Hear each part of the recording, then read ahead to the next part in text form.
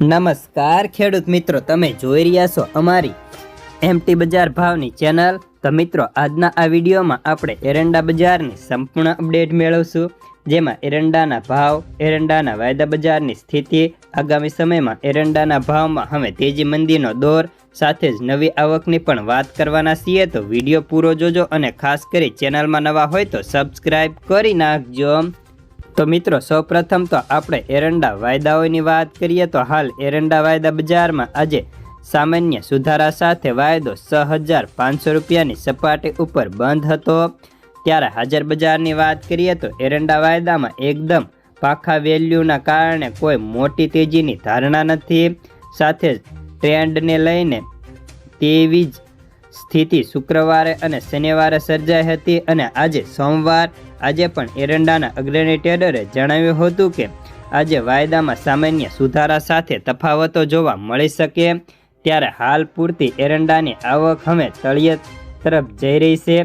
બદલાવાળાઓની પણ વેચવાલી સાવ ઠપ પડી ગઈ છે અને આવી સ્થિતિમાં બજારમાં દિવેલની ડિમાન્ડ સાવ ઠંડી હોવાથી વાયદામાં અને હાજર બજારમાં પણ મોટી તેજી નથી થતી, પરંતુ મંદીની પણ કોઈ શક્યતાઓ દેખાતી નથી।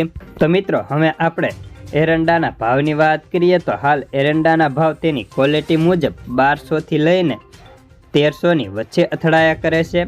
જો કે આજે એવરેજ બજાર ભાવ તેની ક્વોલિટી મુજબ લગભગ પીઠાઓમાં 10 રૂપિયાના સુધારા સાથે ભાવ 1265થી લઈને 1300 રૂપિયા બોલાયા હતા, જેમાં સૌથી ઊંચા ભાવ થરાદમાં 1310 રૂપિયા, વિસનગર ભાભરમાં 1290 રૂપિયા બોલાયા હતા। ત્યારે એરંડામાં વાયદા સારા એવા તૂટ્યા હતા, જેથી આજે વાયદામાં ફરી રિકવરી હતી, જેના કારણે બજારને ટેકો છે। હાલ અત્યારે એરંડા ખોળની વાત કરીએ તો તેના ભાવ પ્રતિ ક્વિન્ટલના 13,300 રૂપિયા, તો ડીકેકના ભાવ 2000 વધી 9,000 રૂપિયા બોલાય છે। ત્યારે દિવેલની વાત કરીએ તો હાલ અત્યારે દિવેલના ભાવ 1327 રૂપિયા સુધીના જોવા મળી રહ્યા છે।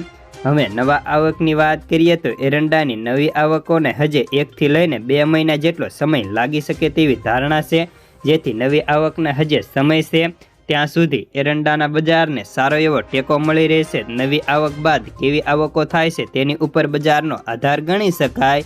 તો બસ આજના એરંડાના સમાચારમાં આટલું જ। ધન્યવાદ।